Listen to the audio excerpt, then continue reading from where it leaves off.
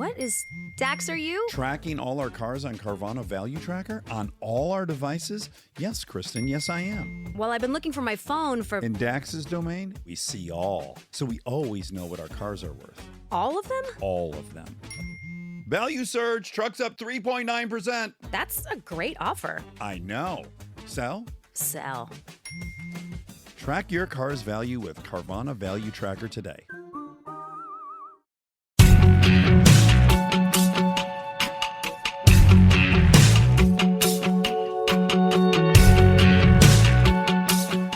Welcome, welcome. You are listening to Mama Mystery. I am your host, Kelly.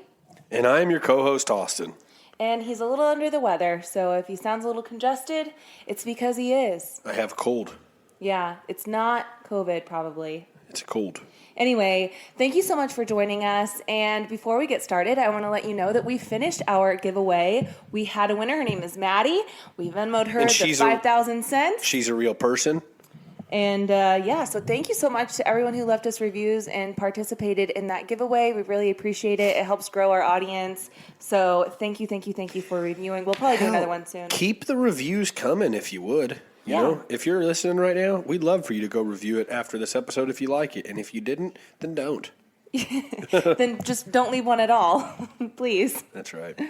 So today... Happy Monday, everybody. We hope you had a good Christmas. Monday, yes. We didn't have an episode on Friday because it was Christmas. So we hung out with our families and, man, it flew by. Christmas flew by. Flies by. Yeah. I hope everyone had a beautiful Christmas and that you got to spend time with your families. And if you didn't, like me, we spent time with Austin's family, which was super nice, but we didn't get to see mine. So, we got a taste of both sides. So those of you who got to see family, that's great. I'm happy for you. Those of you who didn't, I feel for you. So, yeah. Let's hop right in, Kelly. You ready? We are talking about the Night Stalker, Richard Ramirez. Uh-oh. What do you know about the Night Stalker, Austin? I know absolutely nothing. Diddly squat. Diddly squat. Diddly. Diddly squat. So fair warning, the subject matter in this story is incredibly disturbing. There will be discussion of violence, drug use, rape, and torture. I realize some of these topics may be triggering, so I wanted to give a fair warning before we get started. So, I started researching this story a few weeks ago because it was one I'd heard of before but never actually knew the details of. I had just heard the term the Night Stalker before, but I didn't know who that was or what he did. To be honest, the only reference I'd heard was in the movie Joe Dirt, oddly enough. In the movie, this guy with a mullet named Joe Dirt is looking for his family, and he goes to a sketch artist to come up with a sketch of his mom, and the sketch artist ends up drawing a portrait of the Night Stalker with the little pentagram on his hand. Do you remember that part? I've never seen Joe Dirt. I just seen the guy with the mullet and the mop. Well, anyway, it was all based on Joe's description, so it was a funny moment in the movie, but once I started researching this case, I realized just how serious and terrifying the Night Stalker really was. And this all happened a long time ago, so maybe some of the, what am I trying to say? It's more nostalgic now is what I'm trying to say. But oddly enough, after I started researching it, I saw that Netflix is coming out with a docuseries on the Night Stalker. So I'm eager to see that, but it doesn't come out until January 13th. So Interesting. So today we are going to go over his reign of terror. This all occurred during just the summer of 1985. It was the summer of 85. So at times, it's hard to imagine how he continued to get away with this over and over, but we have to remember that we didn't have the rapid access to forensic science that we have now. And the list of his crimes is very long. And what blew me away was how different his crimes were. He didn't have any kind of common interest. His victims ranged from young to old, male to female. There was no real pattern, which made him even harder to find and made him even more, I don't know, I guess... sporadic and weird. Yeah, extraordinary. He's this big-time serial killer. It's pretty crazy. So, you ready? I'm ready. Let's dive right in. I was born ready. Cool. Richard Leyva Munoz Ramirez, it's a long name, was born in 1960, and he was one of 5 children. He was born in El Paso, Texas, where his father, Julian, who used to be a police officer in Mexico, worked on the Santa Fe Railroad. His father was a very hardworking man, but he had a dangerous temper. He physically abused his wife and children. At 2 years old, Richard was struck in the head with a piece of furniture, and it cut a huge gash on his forehead. And then when he was 5, he was struck again by a swing at school, and he was knocked unconscious. So since then, he claims he suffered from seizures, and it's apparent that he likely suffered a head injury at the time. And this is such a common thread when we talk about serial killers and just psychopaths. They typically have some sort of head trauma and like earlier in life. really bad upbringings. Yes, yeah. Exactly. Yep. So growing up, Richard spent a lot of his time with his much older cousin, Miguel Ramirez. Miguel was a war-hardened Army Green Beret veteran who likely suffered from some serious PTSD and would tell Richard some of his war stories from the Vietnam War. He also told Richard about some of the rapes he committed and even showed Richard a Polaroid photo of the severed head from one of the victims he raped and killed. Richard was 10 years old. Miguel taught Richard some of his skills like how to kill people and how to capture people. He also introduced Richard to marijuana, so they would bond over war stories and rolling joints. Eventually, Richard tried to seek escape from his father's violent temper, so he began sleeping in a local cemetery. According to some of his childhood friends, Richard never brushed his teeth, and his friends would tell him to either close his mouth or brush his teeth. As a teenager, he would shoplift junk food and drink tons of Coca-Cola, which caused his teeth to start decaying at a really young age. On May 4th, 1973, Miguel and his wife got into a heated argument, and Miguel ended up shooting his wife in the face right in front of Richard. Miguel was arrested and went to trial, but was found not guilty by reason of insanity and spent 4 years in a state hospital. Such BS. Yeah. After this incident, Richard became pretty withdrawn and moved in with his sister, Ruth. Richard moves in with his sister and her husband, Roberto. Roberto would take Richard with him at night to peep through women's windows. It was also around this time that Richard began using LSD and cultivated an interest in Satanism. In his late teens, Richard began working at a Holiday Inn while he was going to school.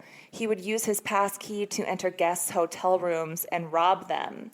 One night, however, he used his key to get into a room and tried to rape the woman in there, but the woman's husband walked in and caught them. He tackled Richard and got him off his wife and pretty much beat the shit out of him. The couple pressed charges, but then later dropped the charges because the couple, who lived out of state, didn't want to have to travel back to testify. Richard ended up losing his job and dropped out of high school. Fast forward to age 22, Richard moves from Texas to California.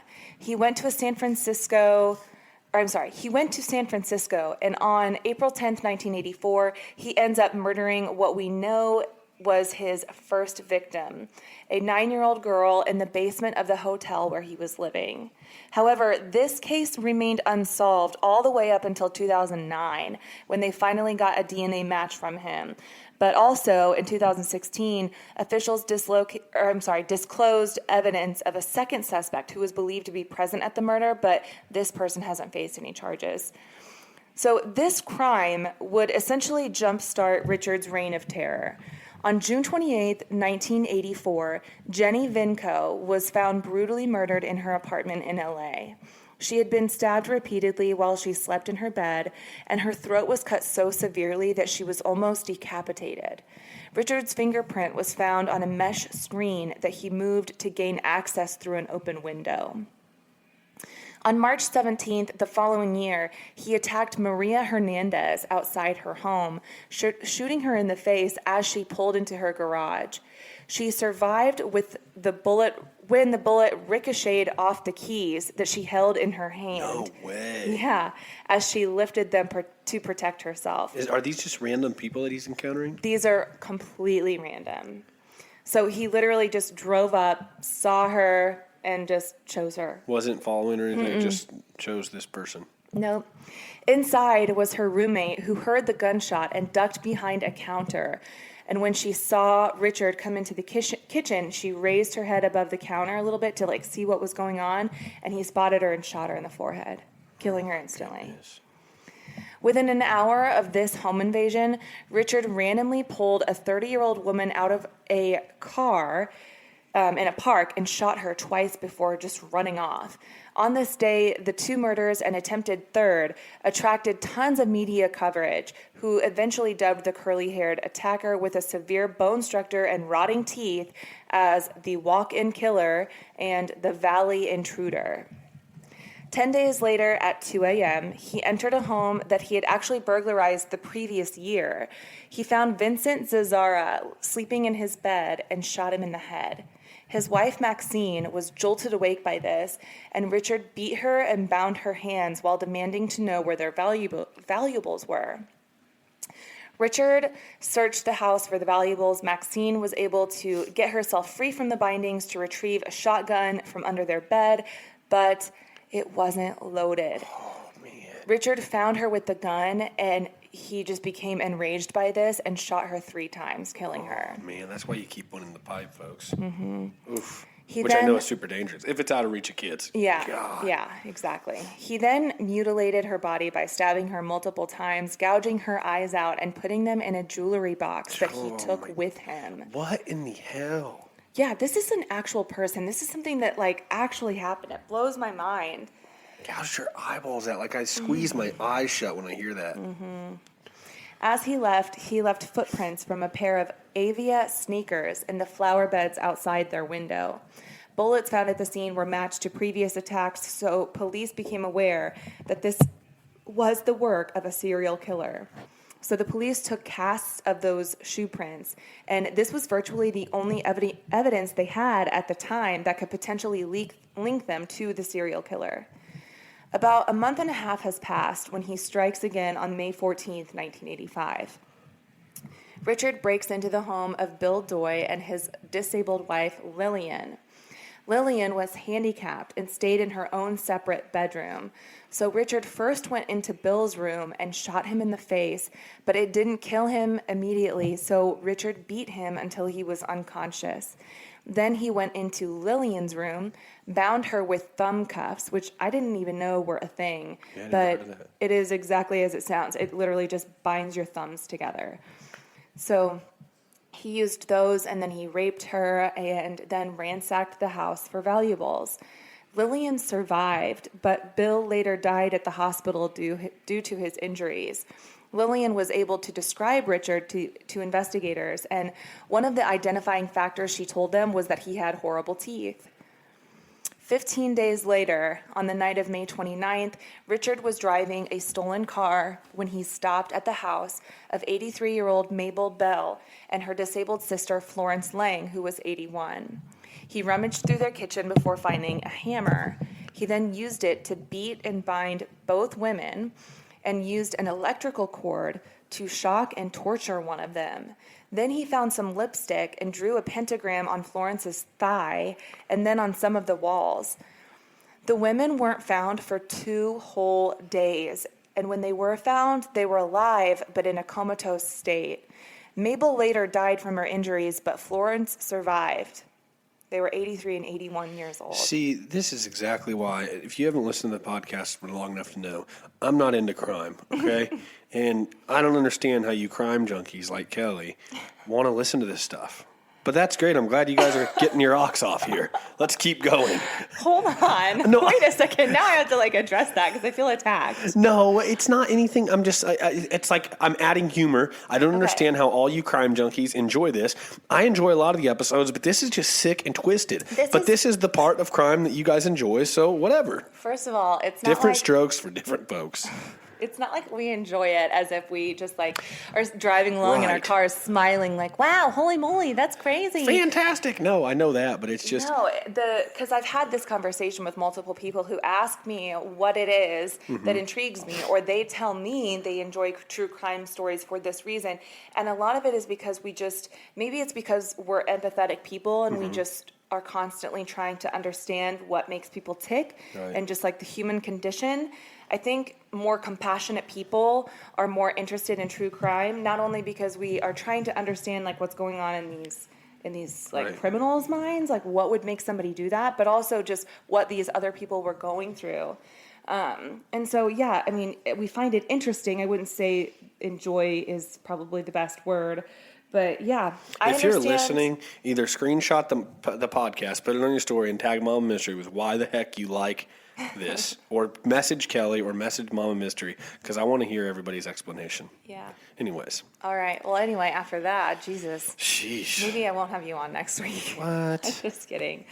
So anyway, we just finished with Mabel and Florence. So the next day, he drove that same stolen car to Burbank, California, and snuck into a 42-year-old woman's house named Carol Kyle. He held her at gunpoint and bound her and her 11-year-old son with handcuffs while he went through their house. Then he released Carol so that she could show him where the valuables were before he raped her repeatedly. While he was raping her, he repeatedly told her not to look at him and that if she did, he would cut her eyes out. When he finished, he fled after binding the mom and son back together with handcuffs.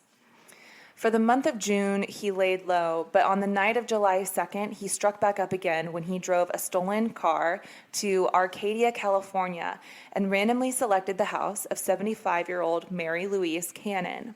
She was sleeping when he entered her home, and when he found her in her bedroom, he took a lamp and beat her with the lamp until she was unconscious. Then he found a 10-inch butcher knife in her kitchen and stabbed her to death with it. 3 nights later, on July 5th, he broke into a home in Sierra Madre where he found 16-year-old Whitney Bennett sleeping in her bed and beat her with a tire iron. He searched the kitchen for a knife, but when he didn't find one, he opted for a telephone wire to strangle her with. But something wild happened. Richard noticed that electrical sparks were shooting from the cord, and Whitney started breathing. So he believed that this was like a divine intervention and that Jesus was stepping in to stop what was going on, and it scared him. So he left, and Whitney survived the attack, although she needed a whopping 478 stitches to her scalp. Gosh. Think about, like, the scene he's leaving behind. Every single one of these, if you survived it, the trauma that you'd like endure and have to think about, like post-traumatic stress you'd have from it, Oh it my would gosh. be insane. It's beyond just the physical trauma, it's the emotional trauma too. For having years, survived for your whole something like life. that. And it's everyone, I think it's many people's worst nightmare to have someone creep into your home at night. Yeah, it's your personal space. Yeah. And at night when you're asleep, like, oh my God, it's a nightmare. Just absolutely horrible. And, you know, you would think maybe that divine intervention would be a turning point for him and that maybe he would stop committing crimes altogether because he stopped all of the sudden during this attack, right? But you would be wrong. 2 nights after attacking Whitney Bennett, he burglarized the home of 61-year-old Joyce Lucille Nelson in Monterey Park. When he broke into the home, he found her sleeping on her couch. He beat her to death using only his fists and kicked her head multiple times, which left a shoe imprint on her face. Then he left, drove around for a little bit before returning to that same neighborhood and stopping at the home of 63-year-old Sophia Dickman. He assaulted Sophia and handcuffed her while holding her at gunpoint. He attempted to rape her, stole her jewelry, and when she swore to him that he found everything of value, he made her swear to Satan before leaving. On July 20th, 1985, he purchased a machete before stealing a car and driving to Glendale, California. He stopped at the home of Leela and Maxon Needing, who were in their late 60s. He burst into their bedroom in the middle of the night and attacked them with the machete. Then he used a .22 caliber handgun to shoot them in the head. He mutilated their bodies with the machete before ransacking the house for valuables. After leaving, he quickly sold the valuables and then drove to Sun Valley. So, like, a lot of these crimes that he's committing don't even serve any purpose. He's just, not that any crimes do, but he's literally just picking these houses at random. He has no plan when he goes in. He's just like, you know, whatever I find, I'll just, you know, figure it out when I get in there. Beating them to death, maybe not. Maybe not. Maybe taking stuff, maybe not. Maybe drawing pentagrams on the wall, maybe not. Like, this is what made it so hard for people, or for investigators to profile him, because he was leaving no pattern. There was no rhyme or reason. I mean, think about that. In the same neighborhood, 2 houses get hit. What did this guy do for a living? Well, earlier in his life, he worked for a hotel. And then after that, he was just homeless. So where does he literally doesn't have a home. He steals cars. Right. No, he would steal people's cars and just drive around. I mean, this all happened in the course of a summer. So he doesn't He's live a drifter. anywhere. No, he was just a drifter. He's breaking into places, then stealing cars, then breaking. That's what he does. That's what he does. Gosh. So at approximately 4:15 that same night, he broke into the Covenant family home. He shot the dad with a 25 caliber handgun, killing him instantly. Then he repeatedly raped and beat the wife, some kid Covenant. And I'm so sorry if I'm mispronouncing that last name. I probably am. Their 8-year-old son woke up during this attack, and Richard bound him before dragging some kid around the house, demanding that she show him where the valuables were. When she insisted that he had everything, he made her swear to Satan that she wasn't lying. And later, when she was questioned by authorities, she was able to tell them that Richard had horrible teeth. And so his decaying teeth were starting to become a common identifier. And at this point, they were building a general profile of the killer and described him as having bad teeth, approximately 6 feet tall, Hispanic, shaggy black hair, and a size 11.5 shoe.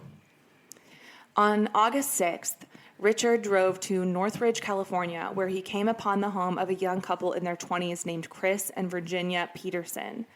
He crept into their bedroom and startled Virginia. He shot her in the face with a 25 caliber semi-automatic handgun. Then he shot Chris in the neck and tried to leave when Chris attacked him. He was able to avoid 2 more shots before he was able to escape. And I'm talking about Richard. Like, Chris was able to avoid 2 more shots before Richard managed to escape. Both Chris and Virginia survived their attack. I can't imagine that, getting shot in the face and surviving. I'm like you. I'm picturing like your worst nightmare is somebody from when you're a kid. Is somebody breaking in at night. That's like what everybody like nightmares about. Right. And then to be an adult and have somebody just walk into your house and startle you, like, I don't say this to sound like some gun-toting Midwestern person, but like that is exactly why. I mean, we have multiple guns, alarm system, and everything else. Like, and I wish that everybody had that if that's what you want, like just protection, like that's, and not that makes just a difference, but like there's a saying. When people say, "Why do you have guns all over the house?" Like, we'd rather have one, need one and have it than need one and not have it, right? And so it may seem ridiculous to buy guns or whatever, but gosh, we get a situation like this, you freaking hope you have one nearby. Yeah, when it comes down to it and your life is depending on it, and that's the difference between surviving and not. Possibly, yeah. I'd rather have it. And of course, we are super careful. They're up and out of reach of the children, and they know that they're not toys. Yeah. But like, it's just crazy. Yeah, that's just what it's come to. 2 nights later, on August 8th, he drove a stolen car to Diamond Bar, California, where he stopped at the home of 27-year-old Sakina Abawath and her 31-year-old husband, Elias. He crept into their bedroom and shot Elias in the head. Are all these happening at night? Yes, that's why he's the Night Stalker. Okay. Yeah, they're all in the middle of the night. He shot Elias in the head, which killed him instantly, and then he handcuffed his wife, Sakina, and beat her while forcing her to show him where the valuables were. Then he brutally raped her, and while he was raping her, their 3-year-old son entered the room. He tied up the son and continued to rape Sakina. After he was finished and left, Sakina sent their son next door to get help. I absolutely hate hearing about how children are walking into the room while this is going on, but I can't help but be like a tiny bit grateful that he didn't do anything to these kids as far as like beating them or killing them. And I don't know why he didn't, but that's the only. So what I was just saying, when they're sleeping, if these people are getting attacked and God, this is just horrible. Yeah, this is a bad one. Richard began following the media coverage of his crimes, so he left LA for San Francisco. On August 18th, he broke into the home of Peter and Barbara Pan. He shot Peter in the temple, which killed him instantly. Then he beat and sexually assaulted Barbara before shooting her in the head. At the crime scene, he used some of Barbara's lipstick to draw a pentagram on the wall with the phrase, quote, "Jack the Knife." So I don't even know what that means. It was at this time that the ballistics and shoe print evidence from past crime scenes were matched with the crimes he committed in San Francisco. So the mayor of San Francisco, Dianne Feinstein, revealed this information during a press conference, which infuriated detectives because they knew that Richard was probably keeping an eye on the media, which he was, and this would give him the chance to get rid of his gun and the shoes he'd been wearing, and he did just that. He took his gun and his shoes and dropped them off the edge of the Golden Gate Bridge. So I take it they were found then. Well, no, this is what he admitted later on. Gotcha, okay. And, this is why sometimes it can be frustrating, especially like as the family of a victim, like, why aren't you talking about it more? Why aren't you releasing more details? Someone might know something. And there's always like a rhyme or reason behind why some details get released and some don't, because you want to see if someone was involved, they might have a detail that like only the person there would know. Mm-hmm. So yeah, I get it. But man, she really fucked up. So on August 24th, Richard drove 76 miles in a stolen orange Toyota to Mission Viejo. On this night, Richard came upon the home of James Romero Jr. His son, James Romero III, heard footsteps outside, so he went to wake up his parents and let him know, which scared Richard off. But James ran outside and noted the color, make, and model of the car he was in, as well as a partial license plate number, and called the police. And at this time, he had no idea that it was the Night Stalker. He just assumed it was like some kind of thief. So then that night, Richard broke into the house of 30-year-old Bill Carnes and his fiancée, Inez Erickson. He crept into their home through a back door and found their bedroom where they both laid sleeping. Richard woke Bill and shot him 3 times in the head with a .25 caliber handgun before turning to Inez. He told her that he was the Night Stalker and forced her to declare her love for Satan as he beat her with his fists. Then he went to their closet and pulled out some neckties to bind her. Once he had her tied up, he rummaged through their home looking for valuables, and after he was done searching, he dragged Inez to another room to rape her. He told her to tell them, quote, the Night Stalker was here, and then he left. So now he's soaking up the media. Yeah. Once he left, she got up and was able to untie herself before she ran to a neighbor's house for help.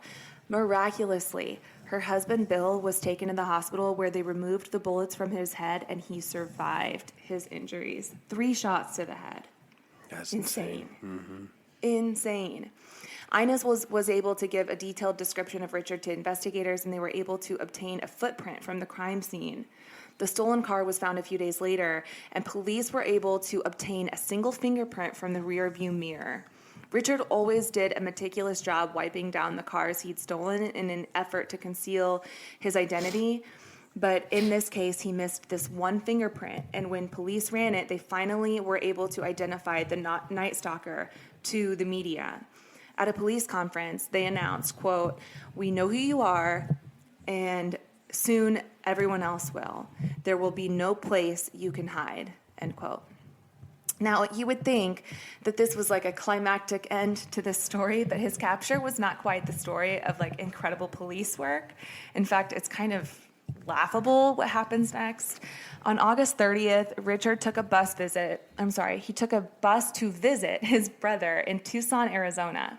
He was completely unaware that police had identified him or that his face was being published all over the media. He never ended up meeting his brother and returned to LA early the next morning. He reportedly walked right past police officers who were there staking out the terminals in hopes of catching him trying to flee. He walked right past them. He walked then past a group of old ladies who were speaking in Spanish, and he overheard them call him El Matador, or quote, the killer in Spanish. Yeah. It was at that moment he looked around and saw a newspaper with his mugshot on the front page, and he fled in a panic. He ran across the Santa Ana freeway, tried to carjack a woman, but was chased by civilians. He hopped over several fences, tried carjacking 2 more vehicles, and finally one of the civilians that was chasing him struck him over the head with a metal bar. And then a group of residents got him subdued and beat the shit out of him before police finally arrived and took him into custody. Good for them. So it was a citizen's arrest that ended up actually capturing him. Good for them. The trial was a circus. The first day that Richard arrived, he displayed his hand with a pentagram drawn on it, yelling, "Hail Satan." The LA Times reported that some of the jail employees overheard Richard saying he was going to smuggle a gun into the courtroom and shoot the prosecutor. So ultimately, a metal detector was installed outside the courtroom, and intensive searches were performed on everyone who entered. At one point during the trial, one of the jurors was found dead of a gunshot wound in her apartment. Initially, everyone thought Richard had something to do with this, but it was ultimately found that her boyfriend was the one who killed her, and he ended up committing suicide with that same gun in a nearby hotel. Needless to say, though, the replacement juror was terrified and was too afraid to even stay at her own home. What year is this going on? 1990, 91? So this was 1989. I knew that's when it started. I didn't know when. No. This was all. His crimes all occurred in 1985. Oh, gotcha. Yeah, they started like at the end of 84, but they really like took up, picked up the pace in 85. But it was on September 20th of 1989 that he was convicted on 43 charges, including 13 counts of murder, 5 counts of attempted murder, 11 sexual assaults, and 14 burglaries. He was sentenced to die in the gas chamber, and when he was sentenced, his response was, quote, "Big deal. Death always went with the territory. See you soon, Disneyland," end quote. What? However, he appealed his conviction multiple times, and he actually did this for years until he ultimately died from complications of B-cell lymphoma on June 7th of 2013. He was 53 years old and had spent 23 years on death row. He even got married while he was locked up. What? Yeah, some chick, he got all these love letters. Because, aside from his teeth, I guess when his mouth was closed, people found him attractive. He got love letters when he was locked up? Tons. Got tons. No way. Because people are fucking crazy, yes. You hear about women having, severe, issues and going for, bad guys. Some girls just get turned on by, the bad boys, and the badder the better. And so some of them wrote to the Night Stalker, and one of them actually married him and then divorced him when they found out in 2009 about the 9-year-old girl that he had killed. Because he never admitted to that. They found DNA evidence and linked him to it in 2009, even though it happened way back in 84. But she knew about all the other deaths. She knew about all the other ones, That's where she drew the line. But she drew the line at the 9-year-old. Oh, my goodness. Freaking weirdo. Anyway. That's insane. So there's going to be a documentary coming out about this on the 13th. That's correct. January 13th. It appears to be a docu-series that's going to be on Netflix, and it'll probably have a lot more details. I try to keep these kind of short and sweet, so I want to keep them around 30 minutes, so I just kind of told you just the basic facts, and I'm sure this docu-series will go more in depth, but... That's insane. Yeah. Really upsetting. Oof. Really upsetting. So we will see you again on Friday for Freaky Friday. I'll try to make this one a little bit lighter. Maybe I can find a stupid crime story, because I feel like the past couple ones we've done have been Pretty really serious morbid. and vulgar, yeah. Yeah, and kind of nightmare-inducing. I mean, I can handle it, but I know you can't, so... If you liked this, share it with a friend, guys. Do your thing. Mama. Until next week. Mystery out. Bye.